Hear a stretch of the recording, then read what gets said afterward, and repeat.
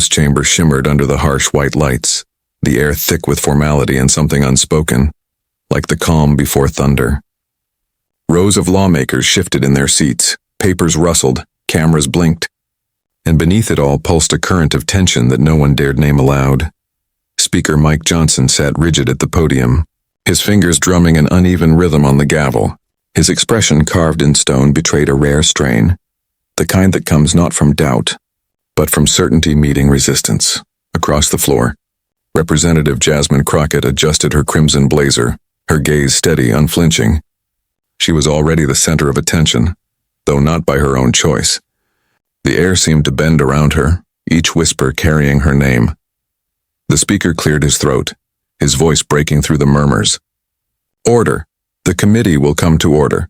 The echo lingered too long, as though reluctant to die. He scanned the room, his eyes landing on her. "Representative Crockett, before we proceed, I need to address your conduct during the previous session." The murmurs grew louder. Some members exchanged knowing glances. Others leaned forward. It wasn't the first time the speaker had tried to make an example of her, but this time felt different. Crockett's jaw tightened. She had expected this. Her staff had warned her the night before. "He's coming for you." She rose slowly, the crimson of her jacket catching every camera lens. "With respect, Mr. Speaker," she said, her voice steady, "I'm not sure what conduct you're referring to. My only offense seems to be asking the questions no one else wants to ask." A ripple of laughter, uneasy, nervous, moved through the chamber. Johnson leaned forward, his tone sharp. "This is not a matter for debate. You've repeatedly disrupted proceedings with inflammatory rhetoric and personal attacks. I will not allow this chamber to become a stage for political theater." Her lips curled slightly, not into a smile but into something sharper. "Political theater?" she said softly. "You mean accountability?" Gasps, the room tensed, cameras zoomed in. The networks were already cutting into live coverage, anchors whispering over the feed. "It's happening again. Crockett versus Johnson." Johnson straightened his notes but didn't look down at them. He had rehearsed this moment. He believed he had the upper hand. "Representative Crockett," he continued, voice smooth now, rehearsed, "your statements have violated the decorum of this institution. Effective immediately, I am recommending your temporary removal from committee duties pending review." The words fell like a hammer. The chamber erupted. Some gasped, others whispered, and a few, mostly his allies, nodded approvingly. Crockett stood motionless. Her eyes didn't flinch, but something in them shifted. Not fear, but fury, restrained by calculation. When she finally spoke, it was quiet. Dangerously quiet. "Is that your final decision, Mr. Speaker?" Johnson leaned back, confident. "It is." The silence that followed wasn't empty. It was electric. Crockett took a step forward. "Then I hope you're prepared to explain to the American people why you silence the voices that speak inconvenient truths." A camera flash. Another. Journalists began typing furiously. She continued, her tone now rising with the rhythm of conviction. "You accuse me of disrupting order. But what is order, Mr. Speaker, if it demands silence in the face of injustice? What is decorum if it protects the powerful and punishes the bold?" The chamber shifted. Some of Johnson's own allies turned, exchanging uncertain looks. He opened his mouth to interrupt, but she wasn't finished. "No one elected me to be polite. They elected me to speak, and if that makes you uncomfortable, then maybe discomfort is what this chamber needs." The line hit like lightning. Applause erupted from the Democratic side. Even a few Republicans hesitated before catching themselves. Johnson's gavel struck the podium hard. "Order, Representative Crockett, you are out of line." "No." "Mr. Speaker," she shot back, her voice steady, "I'm finally in line with the people who put me here." The room fell into chaos, shouting, protests, flashes. Reporters rushed to capture every word. Johnson turned crimson. The gavel fell again and again. "This hearing is suspended." But it was too late. The clip would go viral before the hour ended. As the chamber emptied, Johnson sat alone for a moment, his gavel still in hand. Cameras caught him glancing down at his papers, his plan, his statement. His carefully crafted speech meant to humiliate her. It all lay in ruins. Meanwhile, Crockett walked out through a storm of reporters, the crimson blazer blazing under the lights. Representative Crockett, do you think the speaker overstepped? One shouted. She didn't slow down. I think the speaker reminded America what happens when power feels threatened. Her voice carried. Her words echoed long after she left the room, and somewhere deep in the speaker's office, Mike Johnson realized something he hadn't considered when he made his move.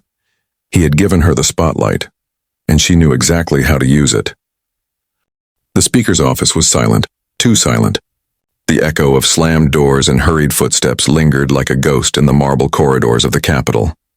Mike Johnson stood by the window, staring out at the city bathed in a restless sunset. Washington was never quiet for long, and tonight it was already humming with outrage, speculation, and betrayal. His phone buzzed again. Sir, his aide said nervously, the video's everywhere. It's all over CNN, MSNBC, Fox, even TikTok. They're calling it the Crockett Clash. Johnson didn't turn around. How bad is it? The aide hesitated. Bad enough that some of your own members are calling it an overreach. There's talk about a private caucus meeting. He finally turned, his eyes narrowing. Who's talking? Representative Moore and Congressman Fitzgerald. They're saying this wasn't handled strategically. The speaker exhaled slowly. The word strategically hung in the air like a knife. He had meant to assert control, to remind the chamber that authority still meant something. But in a single viral moment, Jasmine Crockett had flipped the narrative, from defiant member punished to truth-teller silenced. She had turned his gavel into her microphone. That same night, across town, Jasmine sat in her small congressional office, surrounded by her exhausted staff. Half-empty coffee cups, crumpled notes, glowing phone screens, chaos organized by adrenaline. Ma'am, her communications director said, almost breathless, you're trending #1. Backfired Crockett EVs Johnson, leather speak, justice in the House. Even some Republicans are defending you. Jasmine leaned back, rubbing her temples. Which ones? Rep. Gallagher just tweeted, silencing members is not leadership. It's fear. A small smile tugged at her lips. Did he really say that? Yes, ma'am. Word for word. Jasmine's smile widened. Not out of vanity, but relief. The truth had cracked through. She stood, walking toward the small window overlooking the Capitol dome. The city lights glimmered like 1,000 little judgments. You know, she said softly, they always think we'll back down. They think they can embarrass us into silence. But what they forget is that the cameras see everything. Her aide finished with a grin. She laughed, low and tired. Exactly. By morning, the headlines were merciless. Johnson's crackdown sparks internal revolt. Crockett's fiery rebuttal goes viral. I was elected to speak. Republicans privately frustrated over Speaker's misstep. On Capitol Hill, the corridors buzzed with whispers. Lawmakers passed each other with guarded smiles and sharper eyes. Everyone could feel the shift. Power tilting. Alliances trembling. When Johnson entered the caucus room later that day, the atmosphere was thick with something worse than anger. Doubt. He stood at the podium expecting the usual polite silence. Instead, murmurs continued even after he began speaking. Colleagues, he said firmly, yesterday's events were unfortunate. Representative Crockett's actions left me with no choice but to enforce order. A hand shot up. It was Rep. Moore. With all due respect, Mr. Speaker, order isn't enforced by silencing voices. It's earned by leading them. The room stirred. A few heads nodded. Johnson blinked, thrown off balance. This isn't about free speech. It's about preserving the dignity of the House. Then maybe you should start by preserving ours, came another voice from the back. The jab hit harder than expected.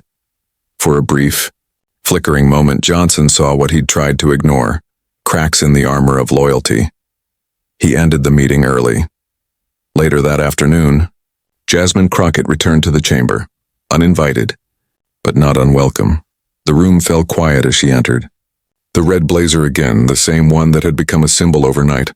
Some smiled. Some rolled their eyes. But all of them looked. She took her seat, calm, collected. Reporters whispered into their microphones, capturing every movement. Johnson entered moments later, his gavel in hand, his face betraying exhaustion. He looked at her. She looked right back. No defiance this time, just the calm of someone who already knows the ending. He began the session with formalities, his tone clipped. But when he reached the line item concerning her removal, the air grew heavy again. He cleared his throat. Regarding the matter of Representative Jasmine Crockett's committee participation, before he could continue, a voice from the chamber rose. Mr. Speaker, before you proceed, I move that the matter be tabled pending review by the Ethics Committee. Gasps. It came from his own side. Representative Gallagher had just publicly undercut the speaker. Johnson froze. He looked around. The faces told the story before the votes would. This wasn't a rebellion yet, but it was no longer obedience either. He swallowed. Motion noted. The clerk began counting. The vote was closer than anyone expected. When the results were read, the speaker's move to punish her was officially stalled. Crockett exhaled just slightly. Johnson's jaw tightened. He struck the gavel once, but it sounded hollow now. That night, cable news replayed the scene on loop. Clips of Crockett's fiery words, footage of Republican murmurs, split screenshots of Johnson's frown and her composed expression. Commentators debated whether it was a rebellion or merely a warning shot. But in living rooms across America, the message was clear. The speaker had lost control of his own narrative. Days later, a journalist cornered Johnson outside the Capitol. Mr. Speaker, do you regret removing Representative Crockett? He paused, cameras surrounded him. The words he wanted to say, no, I don't regret it, stuck somewhere in his throat. Instead, he muttered, the matter is under review. Do you believe it backfired politically? He didn't answer.